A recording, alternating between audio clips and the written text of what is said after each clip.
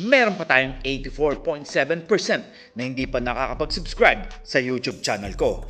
Bagong lahat, huwag nating kakalimutan na mag-subscribe and click the bell para ma-receive ninyo lahat ang aking notifications. Nagbubunyi ngayon ang lahat-lahat ng sambayan ng Pilipino dahil nga sa nangyari noong isang araw na parang nagkampiyon nga ang Gilas Pilipinas at pinataob ng 2 beses ang kanilang karibal na China. Well, mga parkoy, nakakapanghinayang lang dahil nga maraming ang umiiyak ng mga Chinese ngayon dahil sa mga nangyari. Ultimo si Yao Ming nga hindi makapaniwala na tatalunin ulit sila ng Gilas Pilipinas. Pero bago ang lahat, may ipapaliwanag muna ako na may good news at bad news. Well, makakatapat nga natin ang Jordan na tumalo nga sa atin nung nakaraan na linggo.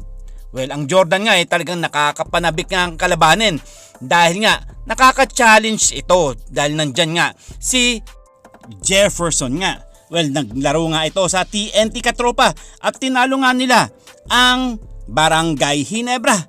Well, mga parkoy, dumako naman tayo sa kabilang banda. May mga lumalabas ng balita. Si Mikey Williams nga gustong gusto na ngang lumipat sa ibang koponan.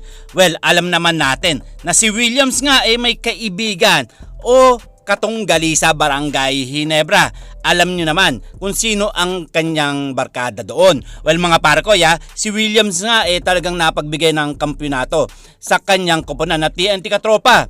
Ang bali-balita nga na papalitan na daw si Stanley Pringle ng Barangay Ginebra. Well, gaano ba ito katotoo, mga parkoy? Kayo, ano ang masasabi nyo? May posibilidad kaya na mai-trade itong si Mikey Williams sa Barangay Ginebra?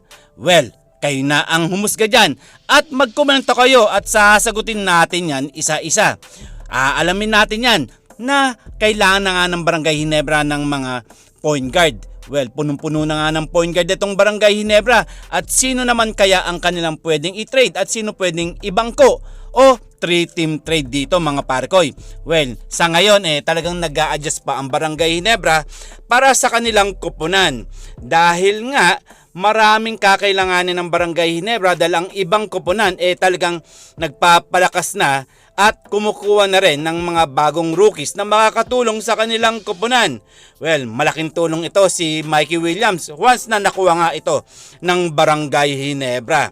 Kayo na ang humusga dyan at syempre sasagutin natin yan isa-isa. At isa pa nga dito, mga parkoy, meron mga naglalabas na article na may balak daw lumipat na 2 player sa Barangay Ginebra. Naglalaro nga ito sa Meralco Bulls. Well, alam na nyo naman kung sino to. Abang-abang na lang tayo dahil nga napakalaking trade rumor to at isa sa pinakamagaling. And this is Tondoboy Vlogs. I'm out. God bless you all.